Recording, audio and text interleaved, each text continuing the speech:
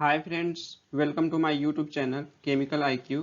तो आज के इस वीडियो में हम लोग एक फार्मूला डिराइव करेंगे जिसे हम डाल्टन्स लॉ और राउल्ट्स लॉ का कंबाइंड फार्मूला बोलते हैं। ठीक है, जैसा कि आपको स्क्रीन पे दिख रहा होगा ये वाला फार्मूला, इस फार्मूले को हम लोग डिराइव करेंगे इस वीडियो में। ठीक है, और ये बहुत ही इम्पोर्टेंट फार्मूला है।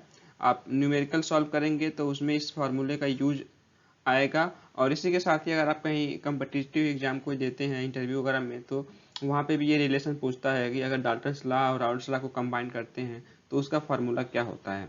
ठीक है, तो इस फार्मूले को हम लोग डिराइव करेंगे इस वीडियो में, और इसी के साथ ही इस डिराइव्ड फार्मूले का यूज क्या है वो भी हम लोग इस वीडियो में लास्ट में देखेंगे। ठीक है, और इसी के साथ ही अगर आप लोगों को ये वीडियो पसंद आता है तो आप लोग चैनल को सब्सक्राइब कर लीजिएगा और अपने दोस्तों में शेयर करिए। आपके व्हाट्सएप ग्रुप्स होंगे उसमें शेयर करिए जिससे कि बाकी लोगों का भी हेल्प हो। ठीक है, तो चलिए हम लोग शुरू करते हैं। तो इस फॉर्मूले को मैं डिराइव करके पूरे स्लाइड में कॉपी पे ही मैं यहाँ पे अटैच कर दिया हूँ जिससे कि टाइम बचे, क्योंकि इस स्लाइड पे लिखने पे अब बहुत ही ज़्यादा टाइम खर्च होता है और उसके साथ राइटिंग भी साफ नहीं होती, स्टेप छूट भी जाते हैं। तो इस तरीके से मैंने आपको बताया है कि आपको समझ में भी आ जाए और एक एक स्टेप जो है क्या क्या लिखना है। अगर आपको डेरिवेशन एग्जाम में आता है तो डिराइव करने में स्टेप्स काफ़ी ज़्यादा इंपॉर्टेंट होते हैं। अगर आप स्टेप मिस करते हैं तो उस पर नंबर कट कर लिए जाते हैं। ठीक है, तो इससे आपको एग्जाम में कैसे लिखना है उसका भी आइडिया हो जाएगा और आपको समझ में तो आएगा ही। ठीक है, तो इसलिए मैंने ऐसा किया हुआ है। तो इसको हम लोग समझते हैं। ठीक है, तो सबसे पहले एक छोटा सा फिगर बनाते हैं, फिर उसके बाद इसमें लिखा क्या है मैंने मैटर उसको समझ लेते हैं। सपोज करिए हमारे पास कोई एक पॉट है, मतलब कोई बर्तन है, एक क्लोज्ड बर्तन है, ऊपर से बंद है। ठीक है, और सपोज करिए इसमें ये कोई सॉल्यूशन है जिसमें कंपोनेंट ए और बी इसमें दोनों में मिक्स हैं। ये कोई लिक्विड सॉल्यूशन है। ठीक है, अब क्या करते हैं, इसको हम लोग गर्म करना स्टार्ट करते हैं। किसी भी चीज़ से गर्म करते हैं, कोई हीट सोर्स है उससे हम लोग इसको गर्म करते हैं। यहाँ पे लिख सकते हैं हीट सोर्स। ठीक है, हीट सोर्स लिख सकते हैं। जब गर्म करेंगे तो जाहिर सी बात है इससे वेपर जनरेट होंगे।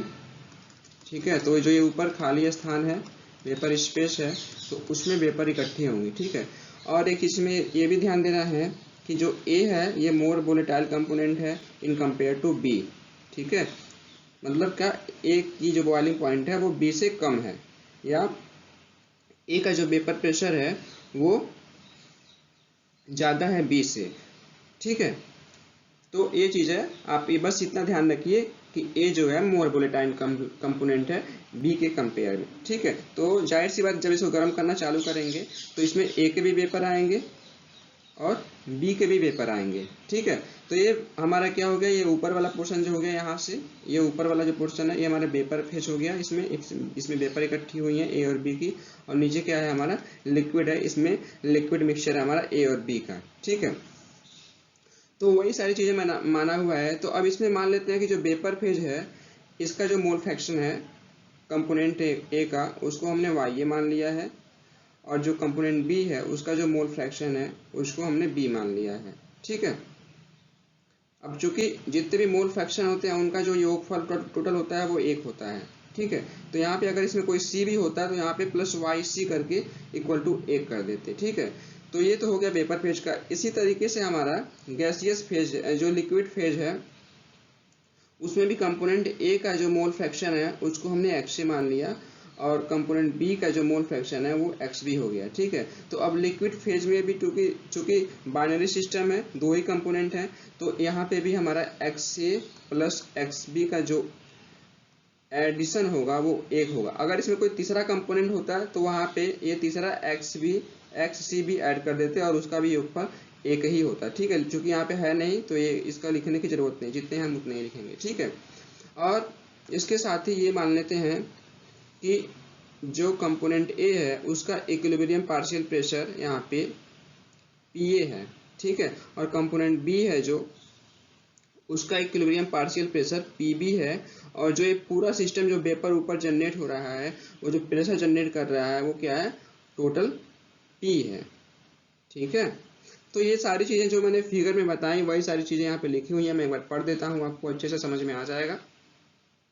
कि माना कोई आइडियल सॉल्यूशन है जिसमें कंपोनेंट ए और बी मिक्स है, component A more volatile component है, component B less volatile component है। जब इस सॉल्यूशन को गर्म किया जाता है तो इस सॉल्यूशन से वेपर जनरेट होने लगती है। माना इस जनरेटेड वेपर को का टोटल प्रेशर, ये का है यहाँ पे, आप इसको करेक्ट कर लीजिएगा, टोटल प्रेशर पी है किसी टेम्परेचर टी पे। जब इसको हम लोग गर्म करने लगते हैं तो मान लीजिए कोई एक कंडीशन आता है, कब, एट टेम्परेचर टी पे, ठीक है, गर्म करते करते कोई टेम्परेचर टी आता है, उस कंडीशन पे ये सारी चीजें हमने मानी हुई हैं, वही चीजें यहाँ पे लिखा हुआ है। ठीक है, तो जो भी यहाँ पे जितने भी टर्म्स हैं, चाहे पी ए हुआ पी बी हुआ, वो सब किस पे हैं, एट टेम्परेचर टी पे। ठीक है, तब P A equilibrium partial pressure of component A, P B equilibrium partial pressure of component B, और X A and Y A. X से क्या होगा, मैंने आपको बताया था पिछले वाले वीडियो में कि जो भी लिक्विड फेज का जब हम मोल फ्रैक्शन लिखते हैं तो उसको एक्स के फॉर्म में लिखते हैं। ठीक है, कंपोनेंट ए का होगा तो एक्स ए, कंपोनेंट बी का होगा तो एक्स बी, कंपोनेंट सी का होगा तो एक्स सी, और कंपोनेंट डी मतलब जितने भी होंगे उसके साथ में हम लोग लिखते जाते हैं। और जो वाई है उसको हम लोग वेपर फेज में या गैसियस फेज का जो मोल फ्रैक्शन होता है उसको रिप्रेजेंट करने के लिए यूज करते हैं। ठीक है, तो वही मैंने लिखा है एक्स से, और वाई ए क्या है, mole fraction of component A in liquid phase and vapour phase respectively. ठीक है, और उसी तरीके से एक्स बी और वाई बी क्या है, mole fraction of component B है in liquid and vapour phase. ठीक है, तो जो मैंने फिगर में बताया वही यहाँ पे आपको लिखा हुआ है। ठीक है, तो आप लोग एग्जाम जब भी इसका डेरिवेशन करेंगे तो ये फिगर जरूर बनाएंगे। ठीक है, अब आगे देखते हैं। अब यहाँ पे देखिए, अब हम लोग क्या लिखेंगे, capital P equal to P A plus P B, इसको इक्वेशन 1 माना है। और ये आया कहाँ से है, डाल्टन्स लॉ के द्वारा। ठीक है, डाल्टन्स लॉ आप लोगों ने पढ़ा है, मुझे अच्छे से पता है, आप लोगों को इसके बारे में पता होगा। ठीक है, तो ये फिगर जो हम लोगों ने बनाया था पीछे वही फिगर है, इसको मान के चलिए। ठीक है, कुछ भी चेंज नहीं है इसमें। तो ये जो है, ये ऊपर है जो ये वेपर फेज है, और जो ये नीचे है इस लाइन के वो लिक्विड फेज है। ठीक है, तो जो वेपर फेज है उसका जो टोटल प्रेशर है वो P है, और पार्शियल प्रेशर कितना है, कंपोनेंट ए का PA है, और दो ही कंपोनेंट है और एक कंपोनेंट B है, तो ये PA और PB पार्शियल प्रेशर हो गए कंपोनेंट ए और कंपोनेंट B के, और P क्या है, टोटल प्रेशर है। ठीक है, तो डाल्टन्स लॉ आप लोगों ने पढ़ा होगा।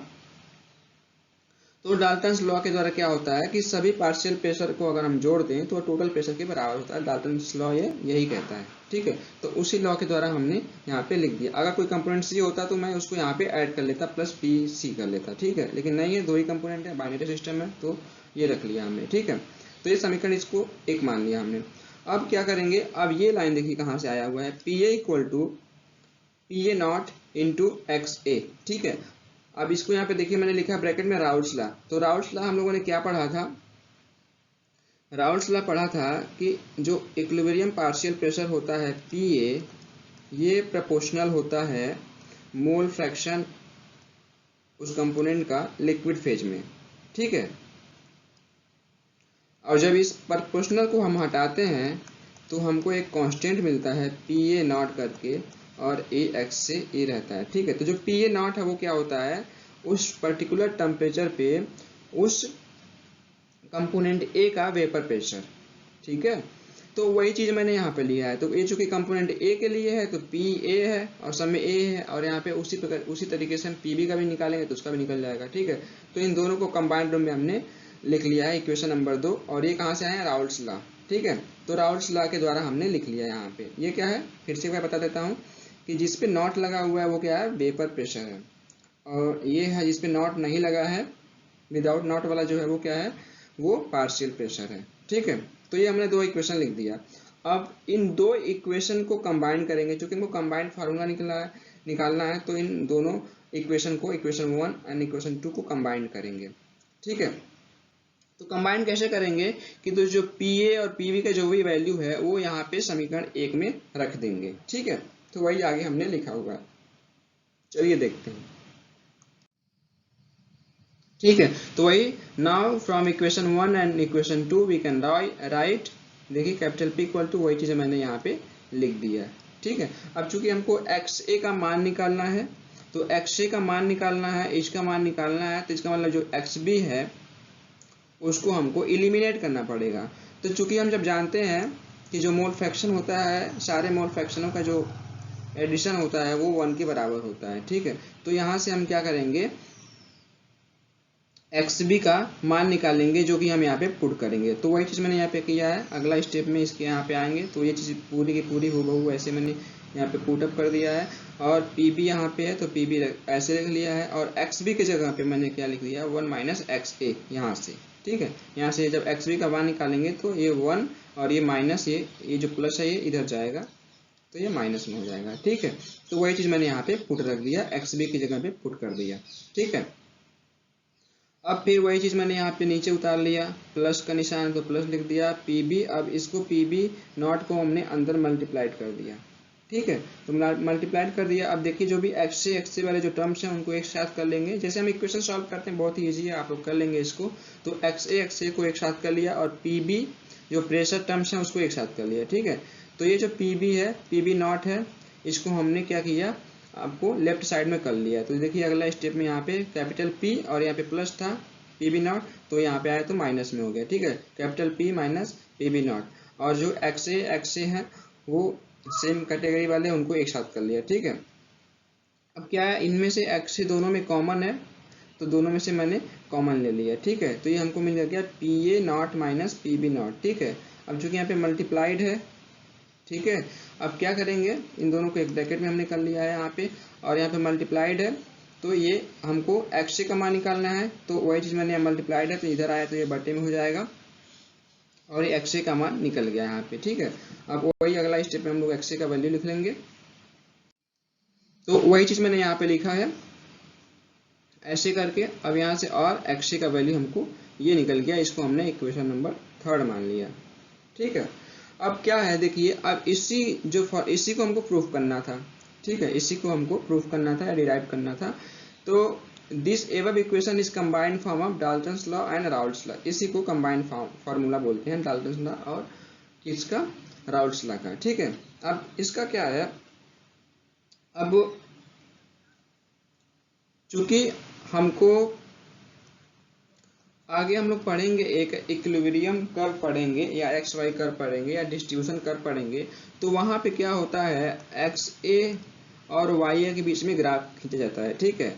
तो यहाँ से तो हम लोग एक्स ए का मान निकाल लेंगे। कैसे निकाल लेंगे, कैपिटल पी हमको मालूम रहेगा, टोटल प्रेशर हमको मालूम रहेगा, पार्शियल प्रेशर हमको मालूम नहीं रहेगा, सॉरी वेपर प्रेशर, ठीक है। तो जो वेपर प्रेशर है, चूंकि प्योर कंपोनेंट का वेपर प्रेशर है ये कंपोनेंट, ये जो टर्म्स है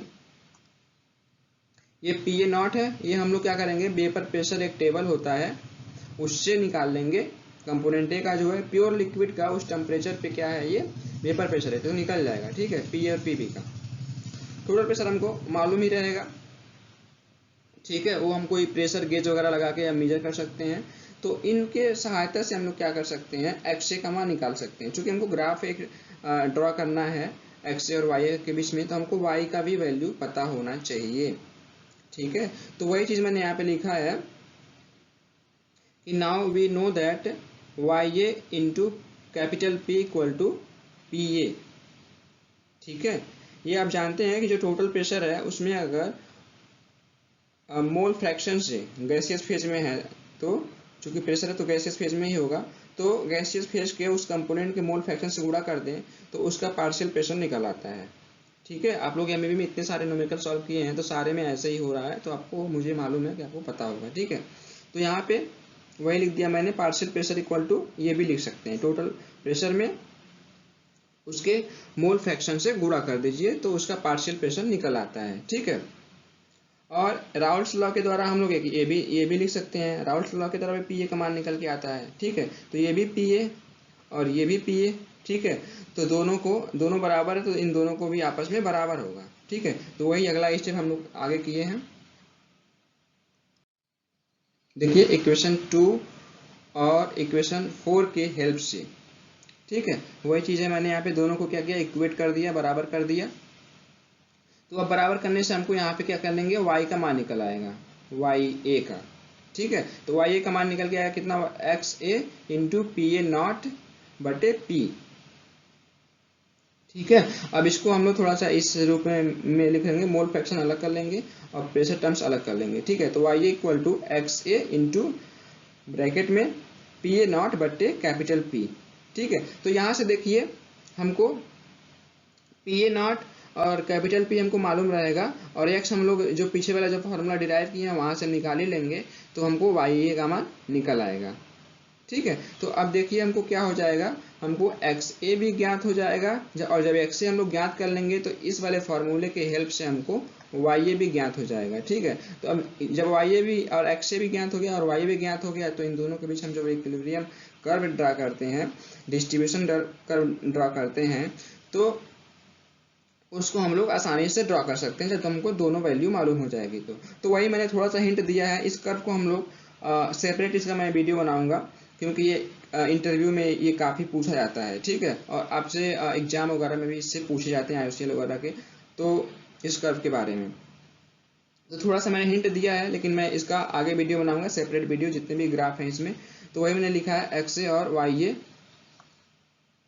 ज्ञात हो जाने पर हम इक्विलिब्रियम डायग्राम या इक्विलिब्रियम कर्व या एक्स वाई डायग्राम प्राप्त कर सकते हैं। इसको डिस्ट्रीब्यूशन डायग्राम भी कहते हैं। ठीक है, तो वही मैंने क्या किया है, यहाँ पे एक ग्राफ खींचा है। एक्स एक्सिस पे हम लोग जो लिक्विड फेज का मोल फ्रैक्शन है उसके कंपोनेंट ए को ले लिया है। ठीक है, और जो वाई एक्सिस है उस पे गैसियस फेज के मोल फ्रैक्शन को ले लिया है। ठीक है, तो चूंकि मोल फ्रैक्शन का मान कितना होगा, मोल फ्रैक्शन का मान कितना होता है, 0 से लगाए 1 तक होता है। 0.1 हो सकता है, 0.2 हो सकता है, 0.3 हो सकता है, 0.4, 0.5, 0.6, ऐसे करते करते 1 तक जाएगा। ठीक है, या तो 0 होगा, सबसे कम 0, सबसे ज़्यादा 1।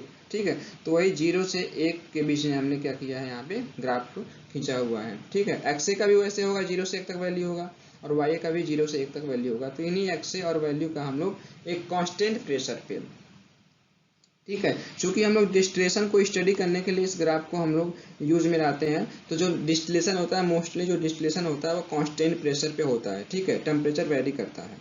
ठीक है, लेकिन प्रेशर कांस्टेंट रखते हैं, तो किसी कांस्टेंट प्रेशर पे अलग अलग टेम्परेचर पे हम लोग वाई ए और एक्स ए का मान निकालेंगे। ठीक है, जो फार्मूला निकल के आया ये किसी टेम्परेचर टी के लिए है, एट टेम्परेचर टी के लिए। ठीक है, तो जाहिर सी बात है कि टी पे अगर वाई ए होगा, तो अगर T1 पे होगा तो हो सकता है वो T1 पे वाई A1 निकले, T2 पे वाई A2 निकले। ठीक है, तो इसी तरीके से हम लोग अलग अलग टेम्परेचर पे वाई ए और एक्स ए का मान निकालते हैं, तो इस तरीके से आता है इसका वैल्यू। ठीक है, कुछ आएगा इधर, कुछ आएगा इधर, कुछ आएगा इधर, कुछ आएगा इधर, कुछ आएगा, तो उसी को हम लोग ग्राफ प्लॉट करते हैं। तो कुछ इस तरीके का हमको ग्राफ मिलता है, जिससे हम लोग क्या करते हैं, इक्विलिब्रियम कर्व करते हैं, एक्स वाई डायग्राम करते हैं, इक्विलिब्रियम डायग्राम करते हैं, डिस्ट्रीब्यूशन डायग्राम करते हैं। ठीक है, तो आई होप आपको ये वीडियो पसंद आया होगा। अब फिर मिलते हैं अगले वीडियो में, तब तक के लिए थैंक यू, धन्यवाद। और इसी के साथ ही